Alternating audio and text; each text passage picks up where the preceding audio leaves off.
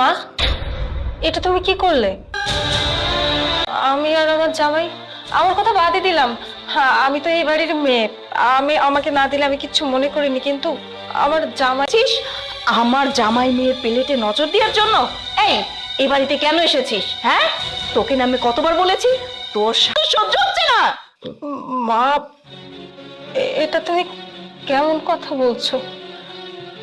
হ্যাঁ, কিন্তু আমি যখনই তোমার কাছে কোনো ভালোবাসার আবদার নিয়ে এসেছি তখনই তুমি আমার সাথে খারাপ ব্যবহার করেছো ছিল, কিন্তু পরে আবার আমি ওকে স্বামী হিসেবে মেনে নিয়েছি, ওকে ভালোবেসেছি। কিন্তু আজকে আজকে তুমি আমার সাথে একটু আপ্যায়ন চেয়েছি, আর তার জন্যই তুমি আজকে আমাকে থাপ্পড় মারলে, তাও আমার জামাইয়ের সামনে। চর থাপ্পড় শাসন এসব করতে পারে। তোমার কতবার বললাম যে যাওয়ার দরকার নাই, ওই জায়গায় তুমি কেন কথা বাড়ানো? আচ্ছা আম্মা, আপনার কি আক্কল জ্ঞান কিছু নাই? আমি কোন পরিবেশে থাকি, কোন পরিবেশে খাওয়া দাওয়া। একদম ঠিকই বলছো তুমি। আরে তোর কি লজ্জা শরম নেই? কয়দিন পর পরই এখানে চলে আসিস। আমি যখনই আমার জামাইকে নিয়ে আসি তুই তখনই তোর জামাইকে নিয়ে হাত পারে নজর দিতে আর ভালো মন্দ খেতে। চুপ কর, আর বলিস না, আর নিতে পারছি না। তোর ভাই আমাকে বারবার করে বলছিল যাওয়ার দরকার নেই, আমি কোনো কথা শুনিনি। আমি যখন মাকে হারিয়েছি, মা আসার পরে কখনো এই মায়ের ভালোবাসা আমি পাইনি, কিন্তু যখন তুই জন্মগ্রহণ করলি, কিন্তু তুই আমাকে বোন হিসেবে কখনো মেনে নিসনি। মনে আছে তোর? তুই যখন না কেন আমি তোকে সেটা দিয়ে দিতাম, দুইবার চিন্তা করতাম না। আর আজকে সবকিছু ভুলে গেলি। তোকে সময় আমার জামাইকে তোরা অপমান অপদস্থ করে কথা বলিস।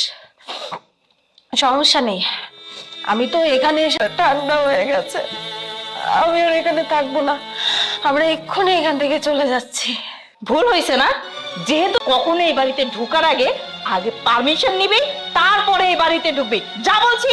বাঁচান বাঁচান, সবাই মিলে অপমান করছে, কারণ আমি এই বাড়িতে যতবার আইছি ততবারই এরকম অপমান পাইছি। আবার গায়ে লাগে। আমার বউ আমার দায়িত্ব, আমার বউরে কেউ অপমান করবো এটা আমি সহ্য করুন না।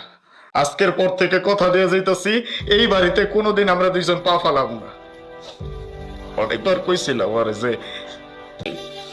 মুন্ডারে দেখতে চাই, আমি ওর কথা ফালাইতে পারি না। আমি আইসা পড়ছে, আমি জানি অসম্মানিত হোক, বউয়ের অপমান সহ্য করতে পারবো না, সে যেই হোক। চল দাও জামাই বাবাজি। আর ভাই এখানে কি হয়েছে রে? কি একটা কামলার সাথে বিয়ে দিছো না? কামলা আমারে রাজরানীর মতো করে রাখছে,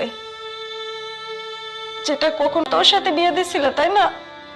আমি অনেক সুখে আছি বাবা, আমি অনেক সুখে আছি। আজকে আমার খুব দেখতে ইচ্ছা করছিল আমার বোনটাকে, আমি কখনো কল্পনা করিনি বাবা। আজকে কি হয়েছে জানো? মা দুটো মাছের মাথা রান্না অপমান করছে, আমাদের বাড়ি থেকে চলে যেতে বলছে। এই জন্য আমি আমার জামাইকে নিয়ে চলে যাচ্ছি, আর জীবনের জন্য আমি এই বাড়ি থেকে চলে যাচ্ছি। কিন্তু তোমরা সবাই ভালো থাকো, তোমরা সবাই সুখে থাকো। চলো। ছোট জামাইকে এবং ছোট মেয়েকে মাছের মাথা দিয়েছো, আর বড় জামাই এবং মেয়েকে কি দিয়েছো? শাক ভাত। তোমাকে তো আমি কতবারই বলেছি, ও হচ্ছে আমার শর্ত, কিন্তু এটাই বুঝতে পারছি না।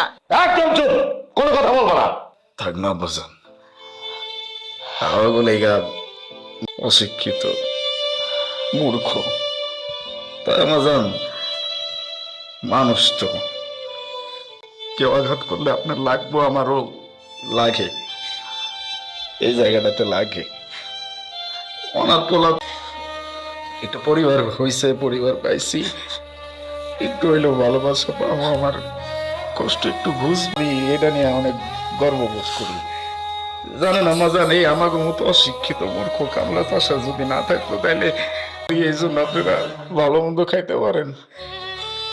সব থেকে বড় কথা হচ্ছে মানুষ তো এতটুকু সম্মান মাইয়ারে আমার লগে বিয়া দিচ্ছেন, মানুষ হিসেবে অন্তত সম্মান করতে পারতেন। আব্বা থাক, আমাকে দাঁড়াও বাবা, আসলে তুমি একদম ঠিক কথা বলছো। তুমি হচ্ছে এবারের বড় জামাই, তুমি কৃষক, তো কি হয়েছে, তুমি তো মানুষ। আসলে টাকা পয়সা চাকচিক্যর দিক থেকে না তুমি আমাকে মাফ করে দাও। আমি আর কখনো তোমাদের দুইজনকে দুই নজরে দেখবো না। আর এই যে আমার মেয়ে, ওকে আজ থেকে আমি আমার নিজের মেয়ে। একটা বইরা গেছে, এত কথা, এত কিছু, সবকিছু গিলছি তো তো মানছেন, আমি তাতে খুশি, আবার কিছু লাগবো না। অন্য কোনো দিন আসো মাম্মা, অন্য কোনো দিন।